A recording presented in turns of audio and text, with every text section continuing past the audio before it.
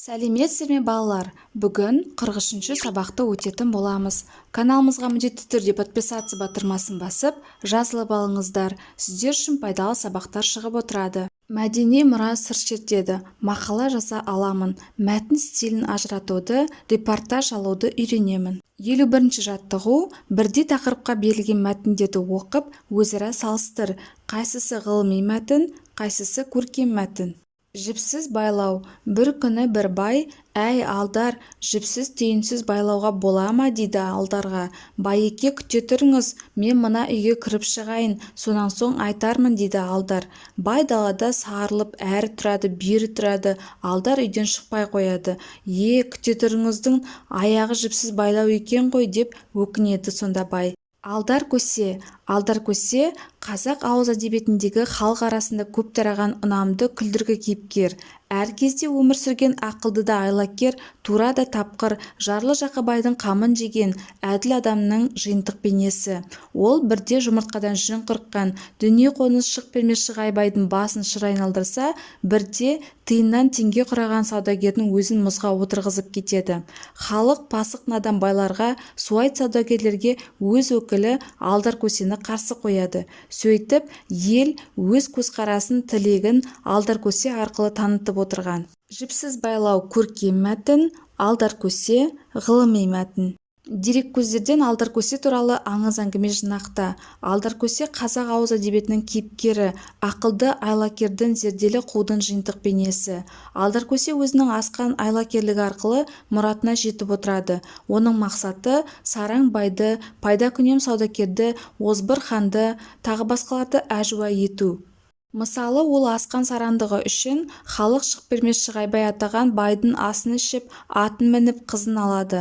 Алып сатар саудагердің алдынан өгіздерін айдап кетеді. Оның бұл әрекетін халық айыптамайды, қайта құптап, қошеметтеп отырады. Өйткені Алдар көсе әділетсіз билік иелерінен қиянат, қорлық көрген қарапайым халықтың өкілі. Бұл Алдар көсе жайындағы аңыз әңгімелердің ежелден келе жатқан көнелілігін, әлеуметтік мәнділігін көрсетеді. 52-ші жаттығу: мектепте мен әлемді танимын тақырыбында зерттеу жұмыстарының мектепішілік байқауы өтіп жатыр. Сен тілші ретінде осы байқау арқылы репортаж ал. Бұл үшін төмендегі ақпаратты басшылыққа ал. Репортаж оқиға орнынан жедел әрі көркем етіп берілетін хабарлау, баяндау сипатындағы жанр. Мұнда тілші мәліметті тікелей оқиға орнынан алады. Сұрақтарға жауап бер. Саған кімнің зерттеу жұмысы ұнады? Несімен ұнады? Қалай ойлайсың? Ғылыми жұмыста нені жақсарту керек? Айтар сөзіңді тыңдарманға жеткізе алдың ба? Уақытты дұрыс пайдалана білдің бе? Саған кімнің зерттеу жұмысы ұнады? Несімен ұнады? Маған Сәуленің зерттеу нәтижелері өте ұнады. Қалай ойлайсың? Ғылыми жұмыста нені жақсарту керек? Ғылыми жұмыста дәлдікті, тәжірибені жоғары дәрежеде жасау керек. Айтар сөзіңді тыңдарманға жеткізе алдың ба? Әрине, менің айтылған ойларым тыңдармандарға пайдалы болатынына сенімдімін. Уақытты дұрыс пайдалана білдің бе? Уақытты дұрыс пайдалану маңызды, сондықтан барынша пайдалы іспен айналысып, үнемдеуге тырысамын. Алған репортажында сыныптың қабырға газетіне, балалар журналына немесе балаларға арналған сайтқа жариялауыңа болады. 53-ші жаттығу: жарнамадағы хабарландыруды оқып, қайда баратыныңды ойланып шеш. Бірінші суретте бізге дельфинариум берілген. Жұмыс күндері дүйсенбі мен жұма аралығында 10-нан 6-ға дейінгі уақытты құрайды екен. Демалыс күндері сенбі, жексенбі күндері екен. Екінші суретте бізде кинотеатр берілген. Бұл кинотеатрдың жұмыс күндері дүйсенбі мен жұма аралығын құрайды. 12-ден 6-ға дейінгі уақыт және сенбі күні 3-тен 9-ға дейінгі уақытты құрайды екен. Демалыс күндері, жексенбі күндері жұмыс жасамайды екен.